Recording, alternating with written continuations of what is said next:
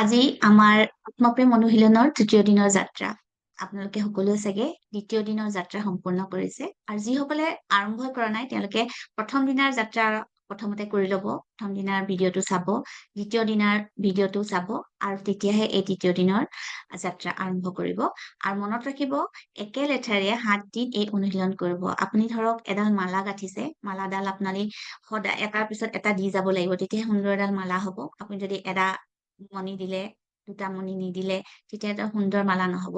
সেইকাৰণে এই 7টা দিন আপোনালোকে একেলেঠাৰে কৰক। আৰু আমি দ্বিতীয় দিনৰ অনুশীলনত আমি আমাৰ এক্সপেক্টেশন বোৰ লিখিছিলো, আশাবোৰ লিখিছিলো, আমাৰ আপোনজনৰ পৰা কি আশা আছে সেইবোৰ লিখিছিলো।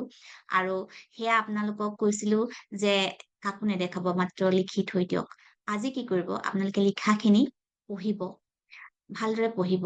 পঢ়ি লৈ আপুনি নিজকে নিজে প্ৰশ্ন কৰিব, আপুনি আনৰ পৰা যিটো এক্সপেক্ট কৰিছে সেই এক্সপেক্টেশন আপুনি নিজৰ পৰা কৰেনে, নিজে নিজৰ সেই এক্সপেক্টেশন পূৰণ কৰেনে? ধৰি লওক আপুনি লিখিছে আপোনাৰ জীৱন সংগীৰ পৰা আপুনি প্ৰশংসা বিচাৰিছে আপোনাৰ কামৰ। আপুনি নিজক প্ৰশ্ন কৰক, আপুনি নিজে সেই প্ৰশংসা নিজে কৰা কামৰ কৰেনে, নিজক প্ৰশংসা কৰেনে? যদি কৰে তেতিয়াহ'লে আপুনি তাত এটা টিক মাৰ্ক দি দিয়ক।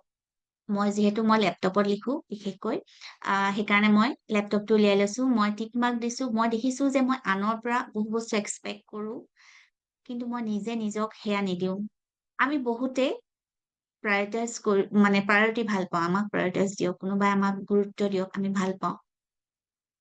কিন্তু আমি নিজে নিজক সেই গুৰুত্বটো দিওঁনে?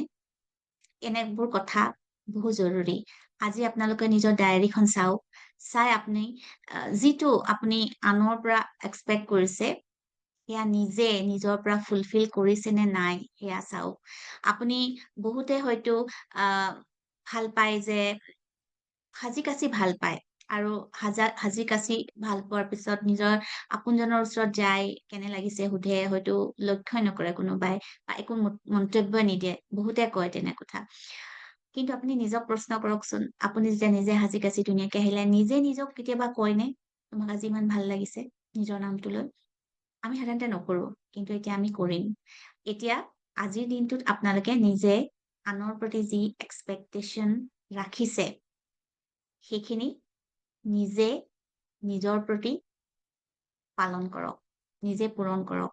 সেই এক্সপেক্টেশনবোৰ নিজে পূৰণ কৰক। মই আকৌ কৈছো, আপুনি যদি বুজি পোৱা নাই, মই পুনৰ আৰু এবাৰ কৈছো, আপুনি যদি বিচাৰিছে কোনোবাই আপোনাক প্ৰশংসা কৰক, বহু বেছি মৰম আৰু ভাল পোৱা দিয়ক, আপুনি নিজে নিজক সিমানখিনি মৰম আৰু ভাল পোৱা দিছে নে নাই প্ৰশ্ন কৰিব। আৰু যদি নাই দিয়া, নিজে নিজক সিমানখিনি মৰম আৰু ভাল পোৱা দিয়ক।